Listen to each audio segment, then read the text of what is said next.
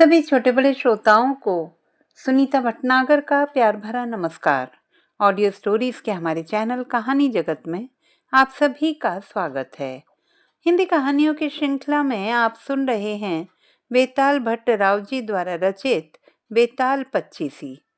इसके अंतर्गत आज सुनते हैं 5वीं कहानी। उज्जैन में महाबल नाम का एक राजा रहता था। उसके हरिदास नाम का एक दूत था, जिसके महादेवी नाम की एक बड़ी सुंदर कन्या थी। जब वह विवाह योग्य हुई तो हरिदास को बहुत चिंता होने लगी। इसी बीच राजा ने उसे एक दूसरे राजा के पास भेजा।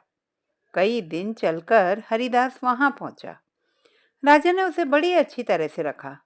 एक दिन एक ब्राह्मण हरिदास के पास आया। बोला, तुम अपनी लड़की मुझे दे दो। हरिदास ने कहा, मैं अपनी लड़की उसे दूंगा जिसमें सब गुण होंगे। ब्राह्मण ने कहा, मेरे पास एक ऐसा रथ है जिस पर बैठकर जहां चाहो घड़ी भर में पहुंच जाओगे।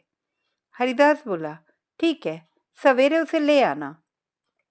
अगले दिन दोनों रथ पर बैठकर उज्जैन आ पहुंचे। दैव योग से पहले हरिदास का लड़का अपनी बहन को किसी दूसरे और हरिदास की स्त्री अपनी लड़की को किसी तीसरे को देने का वादा कर चुकी थी। इस तरह 3 वर इकट्ठे हो गए। हरिदास सोचने लगा कि कन्या एक है, वह 3 है, क्या करें।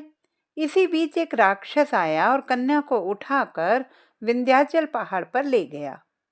तीनों वरों में एक ज्ञानी था।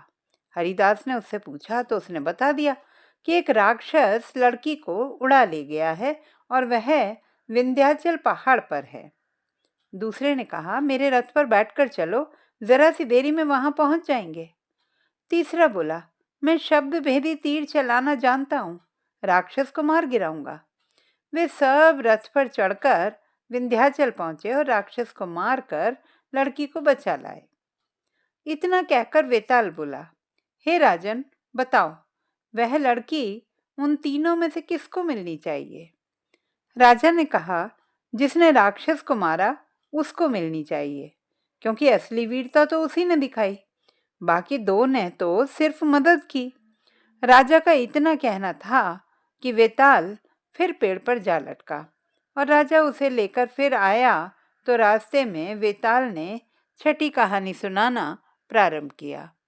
तो दोस्तों, ये थी हमारी आज की कहानी। आपको कैसी लगी कमेंट बॉक्स में लिखना ना भूलें। चैनल को सब्सक्राइब करें, लाइक करें। फिर मिलेंगे अगली कहानी के साथ। तब तक के लिए नमस्कार।